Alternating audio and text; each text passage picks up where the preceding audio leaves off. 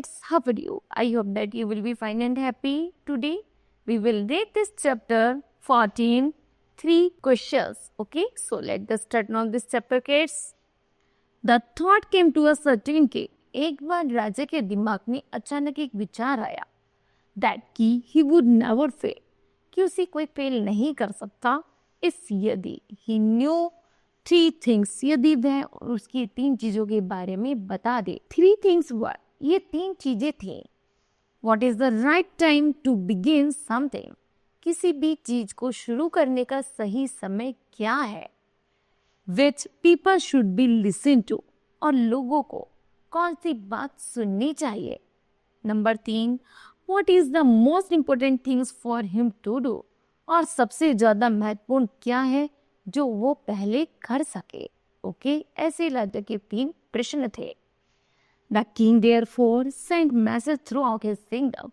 राजा ने पूरे राज्य में संदेश फैला दिया कि राजा के इन 3 प्रश्नों के जो उत्तर देगा, promising a large sum of the money to anyone who would answer these questions, तो उसे बहुत सारा धन दिया जाएगा. Many wise men came to the king. बहुत बुद्धिमान लोग राजा के दरबार में आते हैं. But they all answered his question differently, और सभी के आंसर डिफरेंट होते हैं. I reply to the first question. वह पहले क्वेश्चन का आंसर बताते हैं.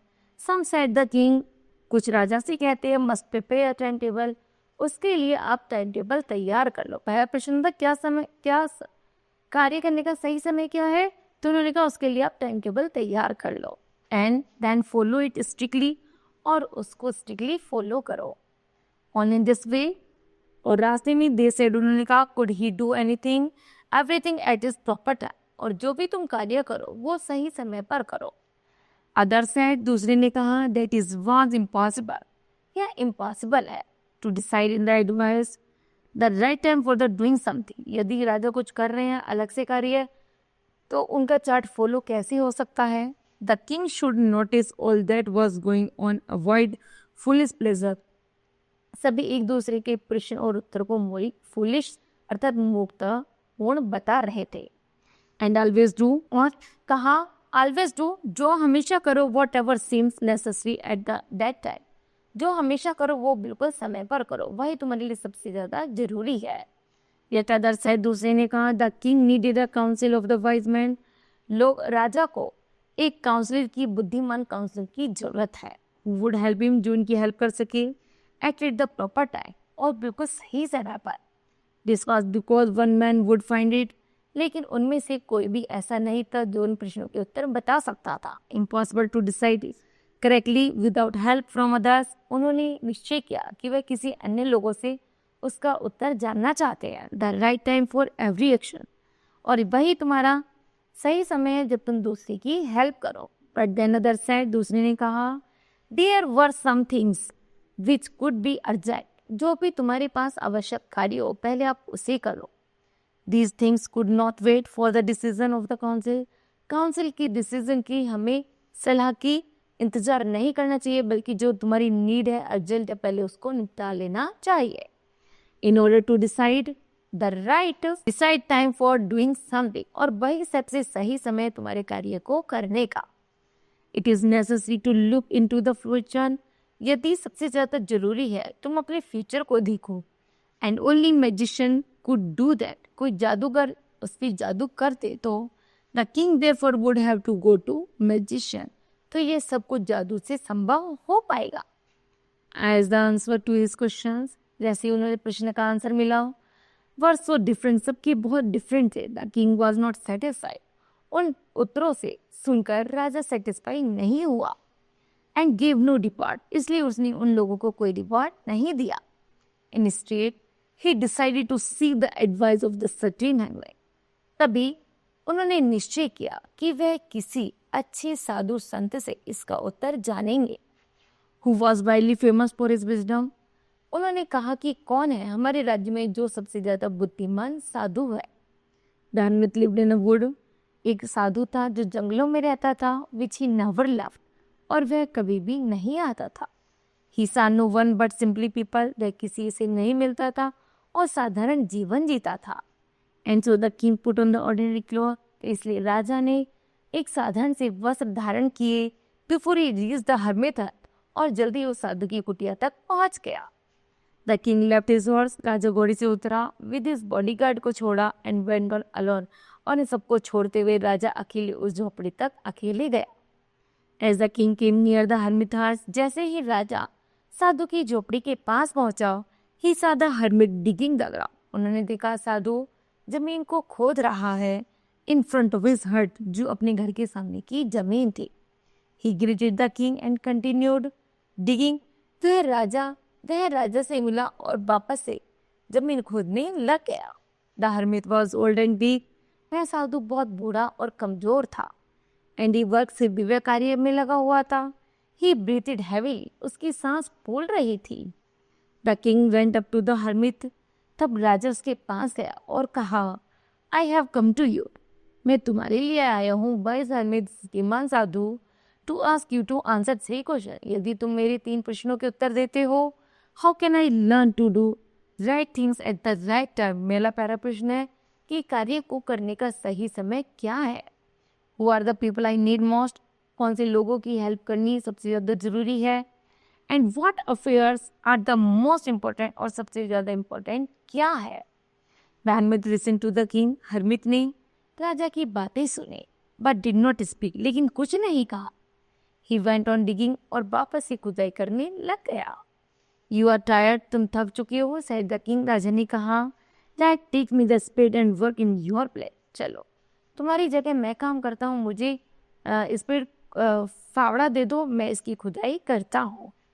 Thanks said the hermit, giving the king his spade, वह उसे फावड़ा देते हुए धन्यवाद देते हुए बैठ जाता है।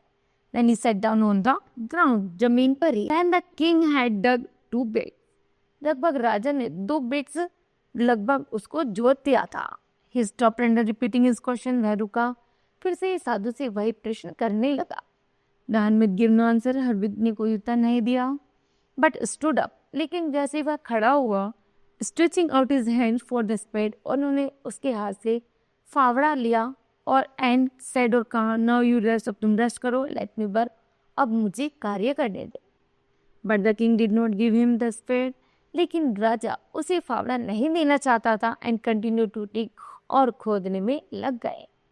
1 आवर पास, 1 घंटा गुजर गया। देन अनदर, फिर दूसरा। The sun went down behind the tree, और जो सूर्य था धीरे धीरे पेड़ों के पीछे आ रहा था। And the last king struck the spade into the ground, उसने लास्ट जैसी जमीन पर खुदाई की। एंड सेड, फिर से कहा, आई केम टू यू, मैं जानना चाहता हूँ तुमसे wise man, for an answer to my question, अपने प्रश्न के उत्तर जानना चाहता हूँ।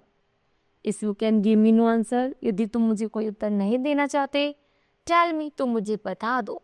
And I will return home, मैं अपने घर लौट जाऊंगा।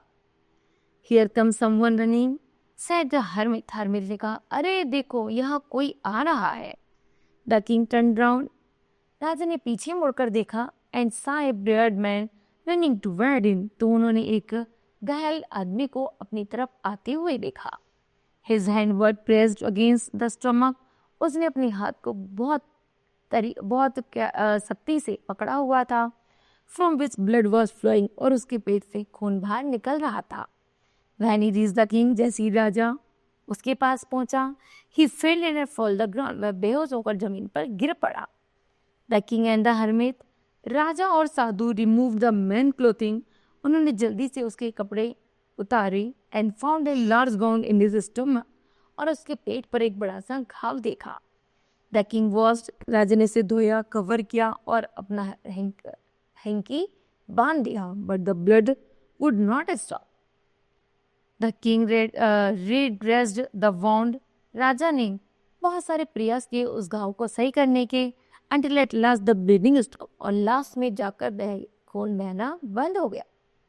With the hermit help, फिर हर्मिट की हेल्प से, the king carried the wounded man, राजा ने उस घायल आदमी को झोपड़ी में ले गए। And said, and laid him on the bed, और बेड पर जाकर लेटा दिया। The man closed his eyes, उस आदमी ने आंखें बंद कर ली। एंड lay quiet, और चुपचाप लेट गया। द किंग, राजा ने कहा, टायर्ड बाय हिज वॉक, थकते हुए चलते हुए, the work he had done, जो भी उसका कार्य है, वह उसे करने में थक गया। Lay down on the floor, जैसे वह कार्य करके फर्श पर बैठा, and slept through the night, और वह फर्श पर बैठा बैठा सो गया। When he awoke, जब वह जागा, it was several minutes before he could remember, तब उसे कुछ ही पलों बाद याद आई, when he was who the strange bearded man lying on the bed was, कि वह आदमी कौन था जो इतनी बुरी तरह से घायल हो गया था। और गिन्नी, वह घायल आदमी उठा, उसने कहा राजा से मुझे माफ कर दो। वह नीसा, जब राजा ने उसको देखा कि वह जाग चुका है और वह माफी मांग रहा है, I don't know you and have nothing to forgive, said the king. राजा ने उसे कहा, मैं तुम्हें नहीं जानता और तुम मुझसे माफी क्यों मांग रहे हो? You do not know me, भले तुम मुझे ना जानते हो, but I know you, लेकिन मैं तुम्हें जानता हूँ। I am that enemy of you, मैं वास्तव में तुम्हारा शत्रु हूँ। Who swore revenge on you, मैं तुमसे बदला लेने आया था। Because you put my brothers to death and seized my property, क्योंकि तुमने मेरी भाई की हत्या की थी और उसकी संपत्ति हड़प ली थी, इसलिए मैं उसका बदला लेने आया था। I knew you had gone alone to see that hermit, मैंने तुम्हें अकेले आते हुए साधु के पास देखा था। And I made up my mind to kill you, तभी मेरे दिमाग में आया कि मैं आज तुम्हें मार दूंगा। मैं उसी रास्ते पर चल पड़ा। But the day passed, जैसे दिन गुजरा, and you did not return, तुम लौट कर नहीं आए, तो so I left my hiding place, तो मैं यहाँ पर छुप रहा था। And I came upon your bodyguard, जैसे तुम अपने बॉडीगार्डों के पास आओगे, तो who recognized me, और तुम्हारे बॉडीगार्ड ने, जैसे मैं छुप रहा था, उन्होंने मुझे पहचान लिया। And wounded me, और मुझे घायल कर दिया। I escaped from them, मैं उनसे बचते बचाते यहाँ आया। I should have died, मैं तो मर ही चुका था। If you not dressed my wound, यदि तुमने मेरा घाव सही ना किया होता तो। I wish to kill you, मेरी इच्छा थी कि मैं तुम्हें मार दूं। And you have saved my life, लेकिन तुमने तो मेरी जान बचाई है। Now if I live, यदि मैं जीऊँगा, I will serve you, तो मैं हमेशा तुम्हारा गुलाम रहूँगा। As your most faithful servant, तुम्हारा सबसे ज़्यादा वफादारी सेवक बनूंगा।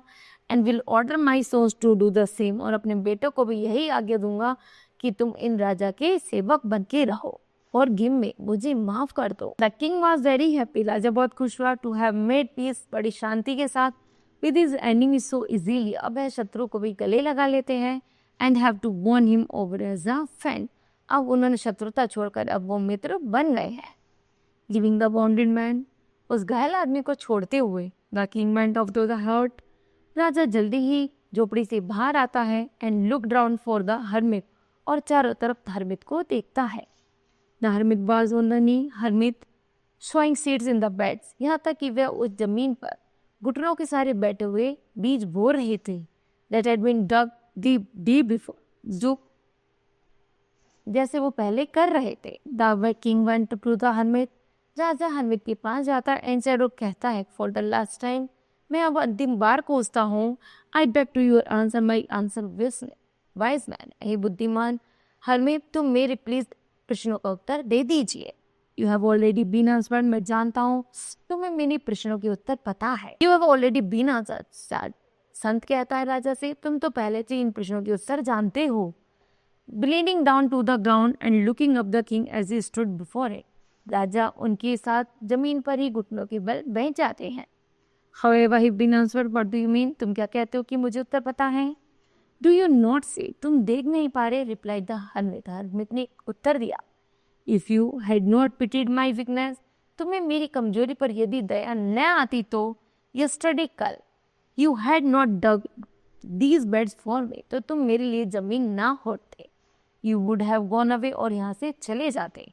Then that man won't you attack you, और वह आदमी तुम पर अटैक करता। And you would have wished you, तब तुम्हारी ऐसी इच्छा थी कि हैड स्टेड विद मी, तो तुमने यह सोचकर तब तुम मेरे साथ रहे। So the most important time, सबसे ज़्यादा इम्पोर्टेंट समय यही था। Then you was digging the best, कि तुम्हारा ज़मीन खोदना सबसे ज़्यादा तुमने इम्पोर्टेंट समझा, तुम घर वापस नहीं गए। And was the most important man, और सबसे ज़्यादा जो महत्वपूर्ण व्यक्ति था। And to me good was your most important business, तुमने बिजनेस को छोड़कर उस आदमी की देखभाल की। Afterwards when the man didn't do us, जो हमारे पास भागकर आया था। द मोस्ट इम्पोर्टेंट टाइम, सबसे इम्पोर्टेंट समय वही था। when you were caring for him, जब तुमने उसकी देखभाल की. Because if you had not dressed his wound, तुमने उसकी अपनी कोई चिंता नहीं की बल्कि उसके घाव की रक्षा की.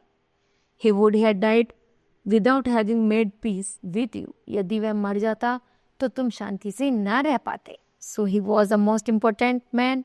तो तुम्हारे लिए वह आदमी सबसे ज़्यादा important हुआ. And what you did for him was most important business. अब तुम्हारे लिए सबसे ज़्यादा important business क्या था कि remember that. तब तुम याद करो there is only one time. केवल तुम्हारे पास एक ऐसा समय था. This is the important and that this is the time is now. वह अब है. It is the most important time. सबसे ज़्यादा महत्वपूर्ण समय है. Because क्योंकि it is the only time we have any power to act. जब हमारे पास शक्ति होती है तो वही हमारे पास सबसे ज़्यादा इम्पोर्टेंट टाइम होता है.